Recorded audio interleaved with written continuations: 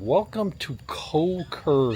This is the ancient Khmer capital from the 10th century, around 920 to 948. What is left here, and absolutely amazing as you look around. Now there is something special that I'm going to show you. One step pyramid. It's pretty big. And there's another area known as the Five Towers. Sounds like Lord of the Rings. So let's get into it. Cambodia is famous for Angkor Wat, the largest religious monument on earth. But the Angkor Empire once ruled Cambodia, parts of Thailand, Laos, Vietnam, and Myanmar, a kingdom the size of Great Britain. Hidden deep in the jungle lies a forgotten secret, a second capital. Ruled for only 16 years and abandoned for over 900, this is Koh Ker, home to a 7-tier step pyramid and an amazing 180 buildings constructed in under 20 years. For decades, this area was littered with Khmer Rouge landmines, making it nearly impossible to explore. Step pyramids rise across the world: Mexico, Egypt, Indonesia, and many more. But Koh Ker has its own, built not for eternity, but for power. It may be the fastest built ancient capital city on earth. Why did this ancient kingdom move into the wilderness? Why build so big, so fast, then vanish? Stay with me. This is the lost capital that changed history.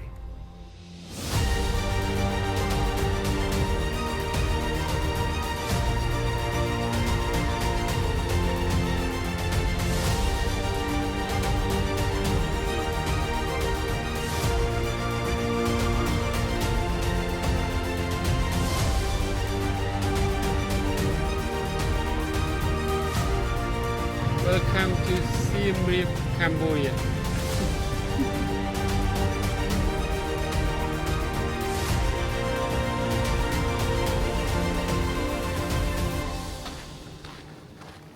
If you're ever curious, something like out of Lord of the Rings, something called the Five Towers. I'm here in Cambodia. I'm about an hour and a half outside of Siem Reap.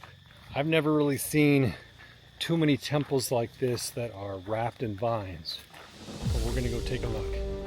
Let me give you a little context on what you're about to see. Koh Ker was actually started in 922 AD when the Cambodian king actually moved the capital to Koh Ker. Now, as you can see from the map, it's 120 kilometers from Siem Reap, and Koh Ker changed what the Angkor Empire thought was possible as far as building. 180 structures built in 20 years, a population of 10,000, some rough estimates. This was the second capital. And if we focus right on the step pyramid, 36 meters or 115 feet tall, it's a 7-tier step pyramid. Absolutely amazing.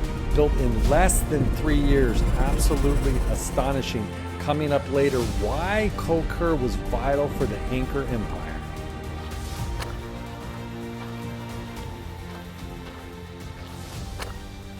And I'm at a place called Prasat Thom, which is the Five Towers. Now, I came here a while ago. They were going to make a scary movie somewhere. You might see something like this behind me. And this was from the 10th century, and it's part of the old capital. And everything around here is creepy, kind of in a good way. As you see over here, the vines have just surrounded these 5 temples, just engulfed. Now you can go inside here. We can take a little look, and you kind of feel like you're Indiana Jones a little bit as you go in. What did the 5 towers exactly symbolize? Let's find out. Their layout followed a cosmic design. The tallest symbolized Mount Meru, the mythical center of the universe, while the 4 smaller towers as the surrounding sacred peaks, a temple cluster on earth built to mirror the structure of heaven. So this is a pedestal right here. Normally this would be inside the temple right there. And this right here is to make holy water. Now these temples here are more for Hinduism, and the main god here was Shiva. So unfortunately someone went inside all these temples and pulled out many things, like this right here that allowed them to make the holy water.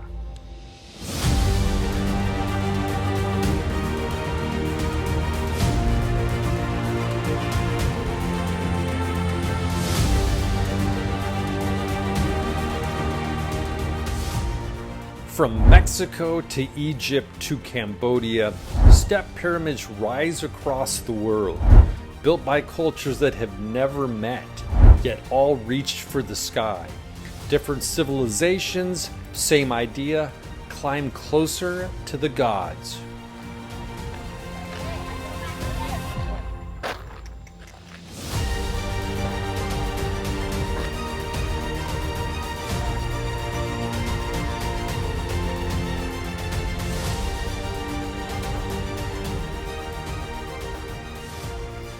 So the Angkor Empire was originally Hinduism. They got a lot of their ideas, architecture from India.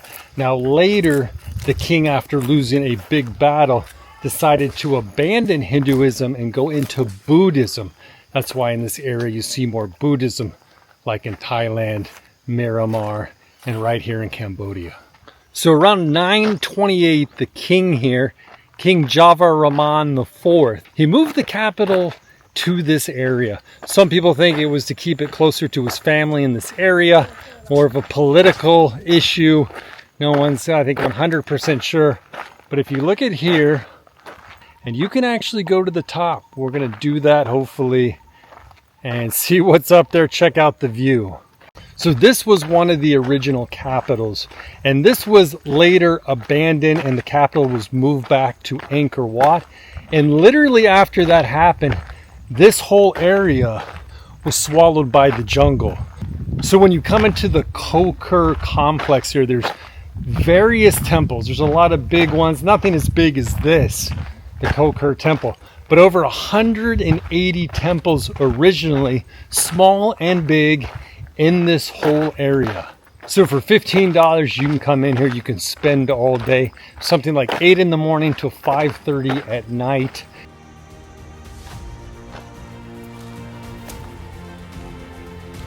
How did Koh Ker equal progress?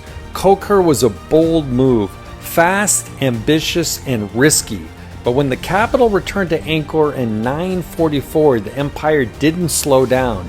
It exploded forward thanks to innovations in engineering of Koh Ker. Therefore, Angkor built an advanced road system, over 2,000 kilometers of royal highways with 120 plus stone bridges and rest stops, making Angkor one of the best connected cities in the medieval world. Hospitals, over 102 healing centers with staff and medical gardens, an early public healthcare system. Mega reservoirs, berets storing up to 50 million cubic meters of water, powering rice up to 1 million people, enough water to fill 20,000 Olympic swimming pools, a true water empire. Koh Ker's speed, scale, and innovation ignited a new era at Angkor. Bigger temples, better engineering, and expansion across Southeast Asia. A short-lived capital that changed the future of a civilization. So I'm going up the stairs to the top. So this is a UNESCO heritage site. The whole park is not a lot of people here. Now originally there were a lot of statues throughout this complex and on this temple. A lot of them were taken away or destroyed, but that's just how it goes with history.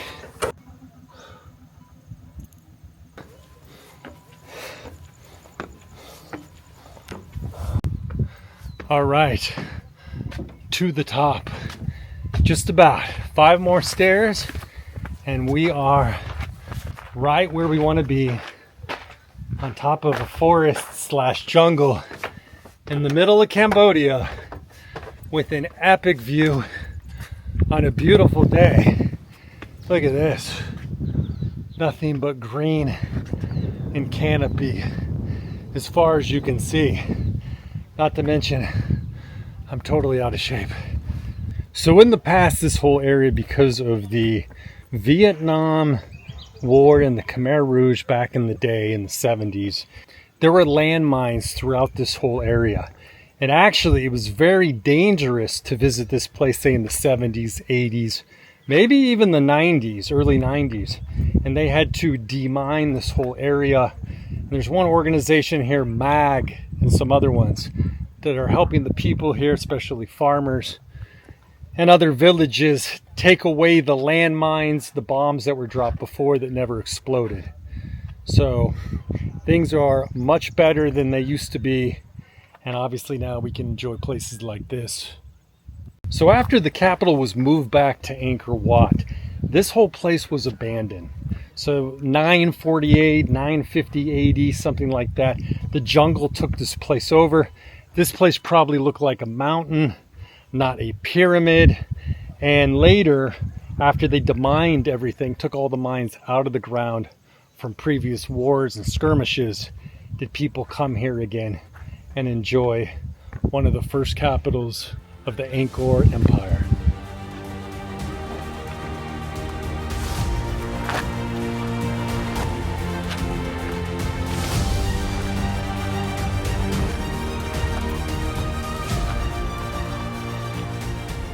So thanks so much for watching, guys. I really appreciate this episode of Traveling on the Go. If you have any questions, put it in the comments.